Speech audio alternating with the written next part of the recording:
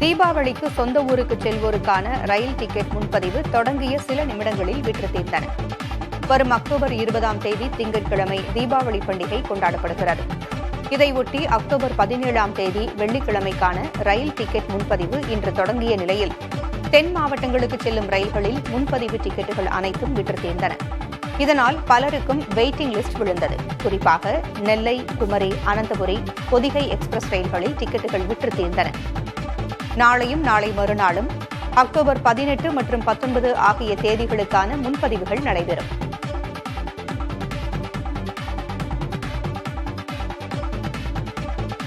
காங்கிரஸ் தலைவர் மல்லிகார்ஜுன் கார்கே தலைமையில் டெல்லியில் இந்தியா கூட்டணி கட்சிகளின் நாடாளுமன்ற குழு தலைவர்கள் கூட்டம் இன்று காலை நடைபெற்றது.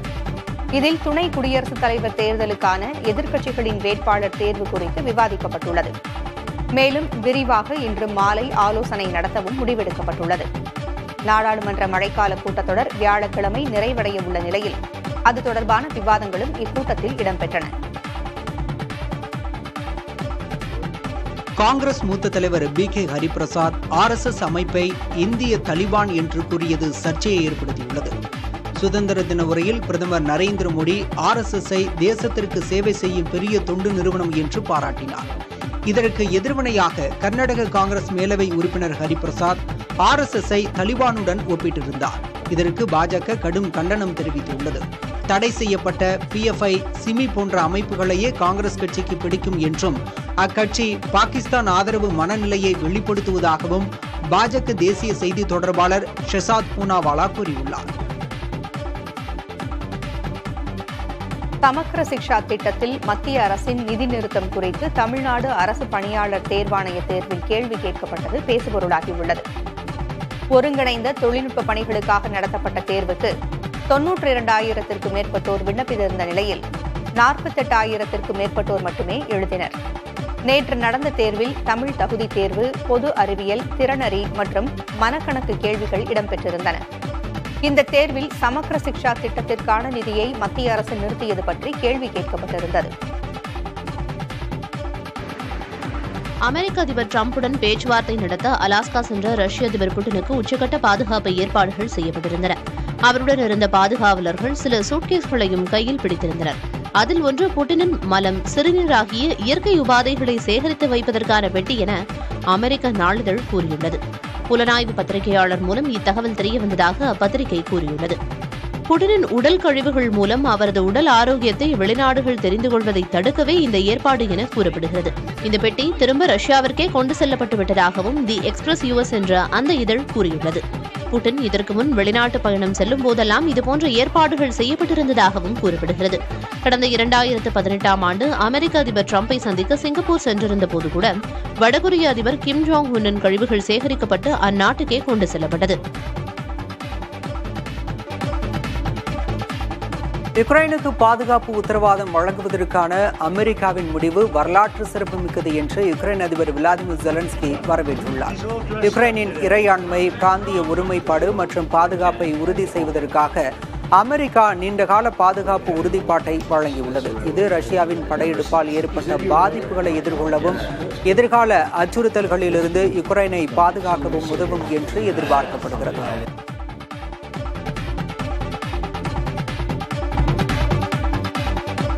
புதுக்கோட்டையில் விபத்தில் முதுகு தண்டுவடம் பாதிக்கப்பட்டு வாழ்வாதாரம் இன்றி தவித்த மாற்றுத்திறனாளிக்கு சமூக மாற்றத்தின் விதை அறக்கட்டளை என்ற அமைப்பு பெட்டிக்கடை அமைத்துக் கொடுத்துள்ளது. இதுகுறித்து புதிய தலைமுறை செய்தி வெளியிட்டதை தொடர்ந்து பல தன்னார்வலர்கள் உதவ முன்வந்துள்ளனர்.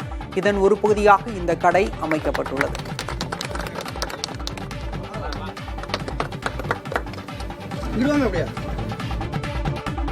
ஆகஸ்ட் 21 அன்று மதுரையில் நடைபெறவுள்ள தமிழக வெற்றிக் கழகத்தின் 2வது மாநில மாநாட்டிற்கு பொதுச் செயலாளர் ஆனந்த் வித்தியாசமான முறையில் அழைப்பு விடுத்துள்ளார். மதுரை விமான நிலையம் அருகே உள்ள மலையாண்டி கருப்பசுவாமி கோயிலில் கிடாய் வெற்றி சிறப்பு வழிபாடு நடத்திய அவர் பொதுமக்களுக்கு கிடாய் விருந்து அளித்து மாநாட்டிற்கு வருமாறு அழைப்பு விடுத்தார்.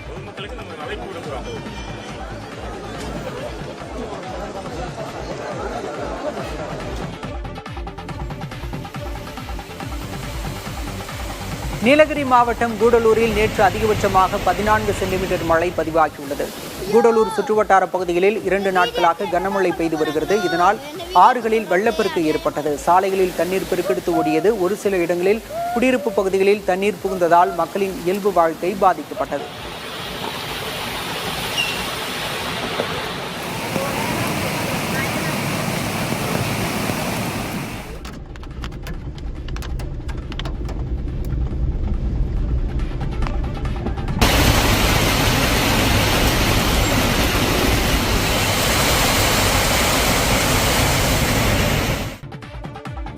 சென்னை கோயம்பேடு சந்தையில் தக்காளி விலை 60 ரூபாயாக உயர்ந்துள்ளது. சென்னைக்கு தேவையான பெரும்பாலான காய்கறிகள், குறிப்பாக தக்காளி மற்றும் உருளைக்கிழங்கு, கர்நாடக, ஆந்திரா மற்றும் மகாராஷ்டிரா போன்ற அண்டை மாநிலங்களிலிருந்தே வருகின்றன.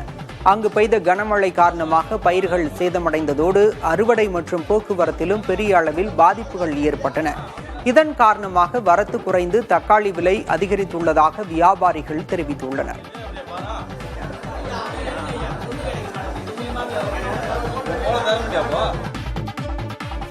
மதுரையில் வரும் 21ஆம் தேதி நடைபெறவுள்ள தமிழக வெற்றிக் கழகத்தின் 2வது மாநில மாநாட்டிற்காக வைக்கப்பட்டுள்ள பேனர் ஒன்றில் ரெடியா மாமே என்ற வாசகத்துடன் நடிகர் அஜித்தின் புகைப்படங்கள் இடம்பெற்றுள்ளன. மதுரை தூத்துக்குடி தேசிய நெடுஞ்சாலையில் பாரபத்தி கிராமத்தில் தவைக்க மாநாடு நடைபெறவுள்ளது. இதற்காக அட்டகாசம், பில்லா, அமர்க்களம், ஆரம்பம், தீனா ஆகிய அஜித் படங்களின் புகைப்படங்களுடன் வைக்கப்பட்ட பேனர் சமூக வலைதளங்களில் வைரலாகியுள்ளது.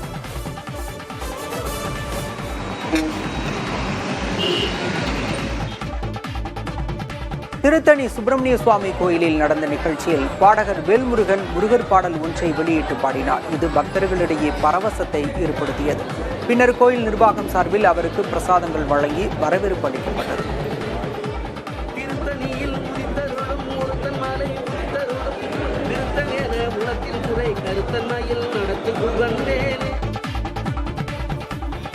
கள்ளக்குறிச்சியிலிருந்து பெங்களூரு சென்ற அரசு பேருந்தை ஓட்டுநர் மதுபோதையில் இயக்கியதால் பரபரப்பு ஏற்பட்டது. கோட்டைமேடு பகுதியில் இருசக்கர வாகனத்தின் மீது மோதிய பேருந்து தடுப்புச் சுவர் மீது ஏறி இறங்கியது. இதனால் அச்சமடைந்த பயணிகள் பேருந்தை நிறுத்தும்படி கூச்சலிட்டனர். ஆனாலும் அவர் பேருந்தை நிறுத்தாமல் ஓட்டிச் சென்றார். பின்னர் சாலையோரமாக பேருந்தை நிறுத்திவிட்டு ஓட்டுநர் தப்பி ஓடினார். பயணிகள் மாற்றுப் பேருந்தில் பெங்களூருவிற்கு அனுப்பி வைக்கப்பட்டனர்.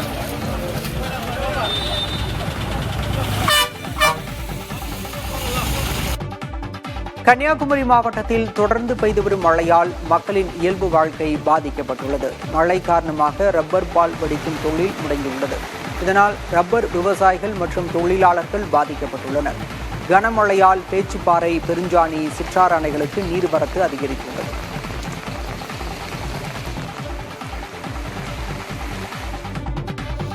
மேற்கு தொடர்ச்சி மலைப்பகுதிகளில் பெய்து வரும் கனமழை காரணமாக தென்காசி, குற்றால அருவிகளில் வெள்ளப்பெருக்கு ஏற்பட்டுள்ளது. இதன் காரணமாக சுற்றுலா பயணிகளின் பாதுகாப்பு கருதி குற்றாலத்தின் அனைத்து அருவிகளிலும் குளிக்க தடை விதிக்கப்பட்டுள்ளது. குறிப்பாக மெயின் அருவி மற்றும் ஐந்தருவியில் 2வது நாளாகவும் பழைய குற்றால அருவியில் 4வது நாளாகவும் குளிக்க தடை நீட்டிக்கப்பட்டுள்ளது.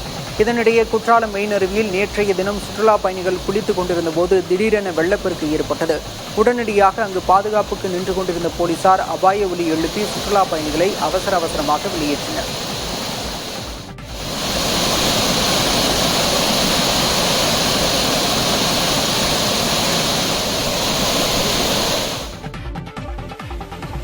நீலகிரி மாவட்டம் கூடலூரில் கனமழை காரணமாக வீடுகளுக்குள் தண்ணீர் புகுந்தது. கூடலூர் மற்றும் சுற்றுவட்டார பகுதிகளில் பெய்த கனமழையின் காரணமாக காலம்புழா, கொக்காக்காடு உள்ளிட்ட பகுதி ஆறுகளில் வெள்ளப்பெருக்கு ஏற்பட்டது. இதனால் ஆற்றங்கரையோரம் இருந்த ஒரு சில வீடுகளுக்குள் தண்ணீர் புகுந்தது. அந்த பகுதிகளில் ஆய்வு செய்த வருவாய்த்துறையினர் ஆற்றங்கரையோரம் வசிக்கும் மக்களை பாதுகாப்பான இடங்களில் தங்க அறிவுறுத்தினர். தேவைப்பட்டால் மக்களை முகாம்களில் தங்க வைப்பதற்கான நடவடிக்கை எடுக்கப்படும் என தெரிவித்தனர்.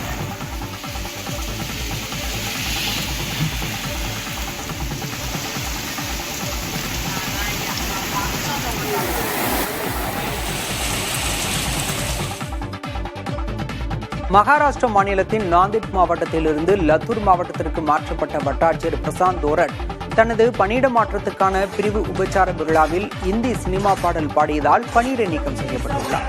இது தொடர்பாக சமூக ஊடகங்களில் வெளியான காணொலிகளில் தோராட் 1981 வெளியான யாரானா படத்திலிருந்து யாரா தேரி யாராக்கு என்ற பாடலை பாடுவது பதிவாகியுள்ளது. இந்த செயல் அரசு ஊழியர்களுக்கு உரிய நடத்தையின் விதிகளுக்கு எதிரானது என கூறி தோராட் பணியிடை நீக்கம் செய்யப்பட்டுள்ளார்.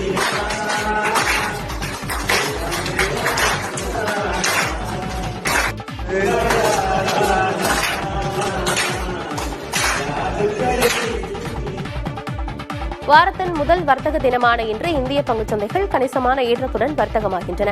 காலை 9:30 மணி வாக்கில் மும்பை பங்குச்சந்தையின் சென்செக்ஸ் 1070 புள்ளிகள் உயர்ந்து 81,668 புள்ளிகளிலும், தேசிய பங்குச்சந்தையின் நிப்டி 361 புள்ளிகள் அதிகரித்து 24,992 புள்ளிகளிலும் வர்த்தகமாகின. ஜிஎஸ்டியில் சீர்திருத்தங்கள் செய்யப்படும் என பிரதமர் மோடி தெரிவித்தது போன்ற காரணங்களால் சந்தைகள் கணிசமாக உயர்ந்துள்ளன. சமக்ரா சிக்ஷா திட்டத்தில் மத்திய அரசின் நிதி நிறுத்தம் குறித்து தமிழ்நாடு அரசு பணியாளர் தேர்வாணைய தேர்வில் கேள்வி எழுப்பப்பட்டது பேசுபொருளாகியுள்ளது. ஒருங்கிணைந்த தொழில்நுட்ப பணிகளுக்காக நடத்தப்பட்ட தேர்வுக்கு 92,000க்கும் மேற்பட்டோர் விண்ணப்பித்திருந்த நிலையில் 48,000க்கும் மேற்பட்டோர் மட்டுமே தேர்வு எழுதினர். நேற்று நடந்த தேர்வில் தமிழ் தகுதி தேர்வு, பொது அறிவியல், திறனறிவு மற்றும் மனக்கணக்கு கேள்விகள் இடம்பெற்றிருந்தன. இந்த தேர்வில் சமக்ரா சிக்ஷா திட்டத்திற்கான நிதியை மத்திய அரசு நிறுத்தியது குறித்து கேள்வி கேட்கப்பட்டிருந்தது.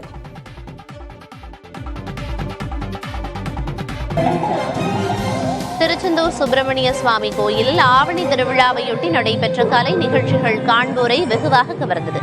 குழந்தைகள் முருகரை போல வேடமணிந்து காவடிகளை எடுத்து நடனமாடியது பலரையும் பக்தி பரவசத்தில் ஆழ்த்தியது.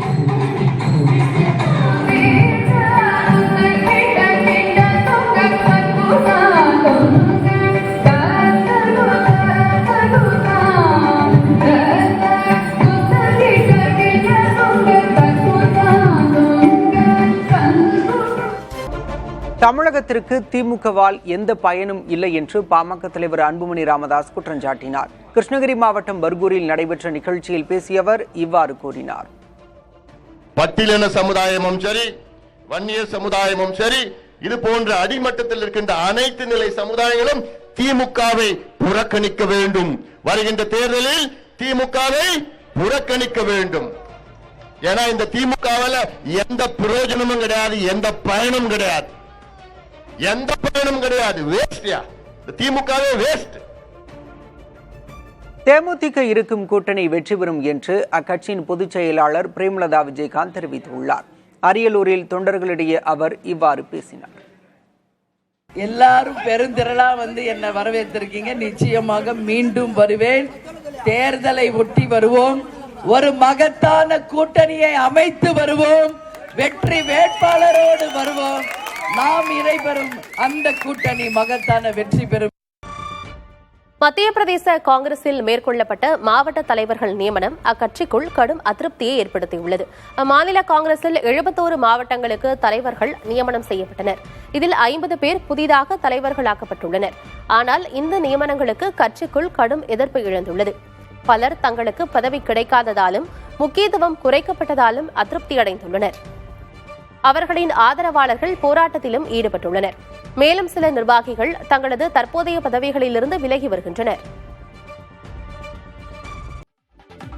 ஜேம்ஸ் பாண்ட் படங்களில் வரும் 007 என்ற எண்ணுடன் துப்பாக்கி சேர்ந்துள்ள லோகோ உலக புகழ் பெற்றது. இதை வடிவமைத்த ஜோ கேரஃப் தனது 103வது வயதில் அமெரிக்காவில் காலமானார். 1962 இந்த லோகோவை வடிவமைப்பதற்கு அப்போதே $300 ஊதியமாக பெற்றதாகவும் ஜோ கேரஃப் கூறியிருந்தார். ஜேம்ஸ் பாண்ட் கதாபாத்திரத்தின் தன்மையையும் 007 என்ற எண்ணையும் பார்த்த உடனேயே தனக்கு அதனுடன் துப்பாக்கியை சேர்க்க வேண்டும் என தோன்றியதாகவும் ஜோ கேரஃப் கூறியிருந்தார்.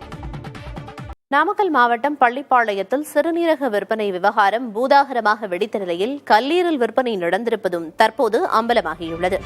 நாமக்கல் மாவட்டம் பள்ளிப்பாளையம் மற்றும் அதன் சுற்றுவட்டார பகுதிகளில் வறுமையில் வாடும் விசைத்தறி தொழிலாளர்களை மூளைச்சலவை செய்து அவர்களது சிறுநீரகங்களை சட்டவிரோதமாக விற்பனை செய்தது சமீபத்தில் வெளிச்சத்திற்கு வந்தது. இது தொடர்பாக அமைக்கப்பட்ட விசாரணை குழு சிறுநீரக விற்பனை முறைகேட்டை தடுக்க அரசுக்கு பல்வேறு பரிந்துரைகளை அளித்தது. இந்நிலையில் அதே பள்ளிப்பாளையத்தில் கல்லீரல் விற்பனை நடந்திருப்பதும் தெரியவந்துள்ளது. பள்ளிப்பாளையம் மலமேடு பகுதியில் கணவரை பிரிந்து வாழும் பெண் ஒருவர் சாய ஆலையில் வேலை பார்த்து வந்த நிலையில் கடன் பிரச்சனையால் அவதிப்பட்டு வந்துள்ளார். இதை தனக்கு சாதகமாக பயன்படுத்திய ஈரோட்டைச் சேர்ந்த இடைத்தரகர் ஒருவர் சம்பந்தப்பட்ட பெண்ணை மூளைச்சலவை செய்து மருத்துவமனைக்கு அழைத்துச் சென்று அவரின் கல்லீரலை பெற்றுள்ளார்.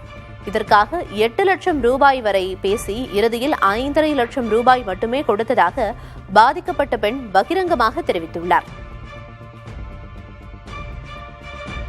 செக்கப்புக்குன்னு கூட்டிட்டு போன இடத்துல கிட்னிக்குன்னு சொன்னாங்க. நான் கடன்லாம் சால்வ் பண்ணி விட்டுறோம் அப்படின்னு சொன்னாங்க. இந்த பிரச்சனையெல்லாம் இருக்காதுன்னு சொல்லி கூட்டிட்டு போன இடத்துல கிட்னிக்கு தேவையில்ல, இவருக்கு தான் தேவைன்னு சொல்லி எல்லாம் அத்தாச்சி மாத்தினாங்க. மறுநாள் ஆபரேஷனுக்கு பண்ணி எந்த இதுவுமே எல்லாமே கான்ட்ராக்டர்லாம் எல்லாமே இது பண்ணிட்டாங்க. செக்கப்புக்கு எல்லாத்துக்கும் கூப்பிடுவோன்னு சொன்னாங்க. எதுக்குமே கூப்பிடவும் கிடையாது. ஆனா ரொம்ப இதா இருக்குது, உடம்பு முடியாம போயிருது. என்ன பிள்ளைங்க தான் பாத்துக்குது. இது மாதிரி அமௌண்ட் இவ்வளவு 8 கொடுக்கறேன்னு சொல்லி தான் கூட்டிட்டு போனாங்க. கையில கொடுத்தது 5.5 தான் கொடுத்தாங்க. மதுரையில் வரும் 21ஆம் தேதி நடைபெறவுள்ள தமிழக வெற்றிக் கழகத்தில் 2வது மாநில மாநாட்டிற்காக வைக்கப்பட்டுள்ள பேனர் ஒன்றில் ரெடியா மாமே என்ற வாசகத்தோடு நடிகர் அஜித்தின் புகைப்படங்கள் இடம்பெற்றுள்ளன.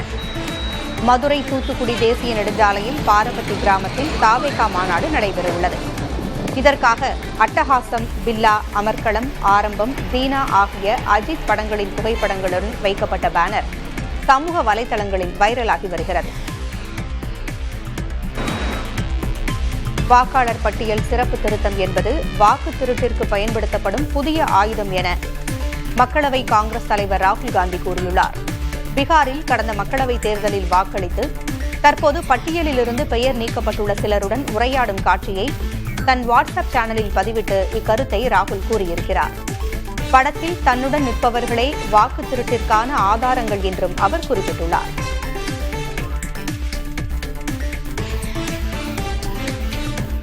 எதிர்கால உலகை ஏஐ தொழில்நுட்பமே வழிநடத்தும் என எதிர்பார்க்கப்படும் நிலையில் அது குறித்த கல்வியை பள்ளி மாணவர்களுக்கு இலவசமாக வழங்க மத்திய அரசு திட்டமிட்டுள்ளது.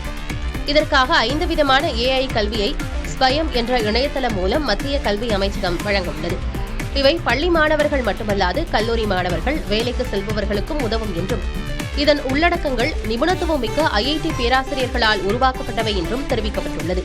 பைத்தான் நிரலையை பயன்படுத்தி ஏஐ, எம்எல், இயற்பியல், வேதியியல், கணக்கு பதிவியல் பாடங்கள், கிரிக்கெட் பகுப்பாய்வு செய்வது என 5 தலைப்புகளில் பாடங்கள் இருப்பதாக தெரிவிக்கப்பட்டுள்ளது. தென்கொரியாவின் மின்னணு பொருட்கள் தயாரிப்பு நிறுவனமான சாம்சங் இந்தியாவில் லேப்டாப் உற்பத்தியை தொடங்கியுள்ளதாக தகவல்கள் வெளியாகியுள்ளன. நொய்டாவில் உள்ள சாம்சங் தொழிற்சாலையில் இதுவரை ஸ்மார்ட் போன்கள், டேப்லெட்கள் மற்றும் ஸ்மார்ட் வாட்ச் போன்ற பொருட்களை தயாரித்து வந்த நிலையில் தற்போது லேப்டாப் உற்பத்தியையும் தொடங்கியுள்ளது. இருப்பினும் இதுகுறித்து சாம்சங் நிறுவனம் எந்தவித அதிகாரப்பூர்வ அறிவிப்பையும் வெளியிடவில்லை. ஆப்பிளுக்கு அடுத்தபடியாக இந்தியாவிலிருந்து அதிக ஸ்மார்ட் போன்களை ஏற்றுமதி செய்யும் நிறுவனமாக சாம்சங் உள்ளது. தைவானின் மின்னணு பொருட்கள் தயாரிப்பு நிறுவனமான பாக்ஸ்கான் பெங்களூருவில் தனது புதிய தொழிற்சாலையில் ஐபோன் 17 உற்பத்தியை தொடங்கியுள்ளது. சுமார் 25,000 கோடி ரூபாய் முதலீட்டில் அமைக்கப்பட்டுள்ள இந்த தொழிற்சாலை பாக்ஸ்கானின் உலகளாவிய அளவில் 2வது பெரிய உற்பத்தி மையமாக உள்ளது. தற்போது சிறிய அளவில் உற்பத்தியை தொடங்கியுள்ள நிலையில் சென்னை தொழிற்சாலையுடன் சேர்ந்து பெங்களூரு ஆலயம் ஐபோன் 17 உற்பத்தியில் முக்கிய பங்கு வகிக்கும் என்று எதிர்பார்க்கப்படுகிறது. தேசிய ஜனநாயக கூட்டணியின் துணை குடியரசுத் தலைவர் வேட்பாளர் சிபி ராதாகிருஷ்ணனை தமிழ்நாட்டைச் சேர்ந்த அனைத்து எம்பிக்களும் கட்சி பாகுபாடின்றி ஆதரிக்க வேண்டும் என அதிமுக பொதுச் செயலாளர் பழனிசாமி கேட்டுக் கொண்டுள்ளார். தமிழ்நாட்டை சேர்ந்தவருக்கு வாய்ப்பு கிடைச்சிருக்கு. அந்த வாய்ப்பு கிடைத்திருக்கிற காரணத்தினால நம்ம கட்சி பேதமின்றி தமிழ்நாட்டை சேர்ந்த அனைத்து நாடாளுமன்ற உறுப்பினர்களும் மாண்புமிகு சிபி ராதாகிருஷ்ணனை ஆதரிக்க வேண்டுமாய் அன்போடு கேட்டுக்கொள்கிறேன். கர்நாடக கிருஷ்ணராஜ சாகர் அணையிலிருந்து காவிரி ஆற்றில் 50,000 கன அடி தண்ணீர் திறக்கப்பட்டுள்ளது. கர்நாடகாவில் மீண்டும் பெய்து வரும் கனமழையின் காரணமாக காவிரி நீர்பிடிப்பு பகுதிகளில் உள்ள அணைகளுக்கு நீர்வரத்து அதிகரித்துள்ளது. இதனால் மாண்டியா மாவட்டத்தில் உள்ள கிருஷ்ணராஜ சாகர் அணையின் முழு கொள்ளளவான 124.8 அடியில் தற்போது 124.54 அடி நீர் இருப்பு இருப்பதால் அணைக்கு வரும் உபரி நீர் அப்படியே வெளியேற்றப்படுகிறது. இதனால் காவிரி ஆற்றில் தண்ணீர் கரைபுரண்டு ஓடுகிறது. கரையோரம் வசிக்கும் மக்களுக்கு வெள்ள அபாய எச்சரிக்கை விடுக்கப்பட்டுள்ளது.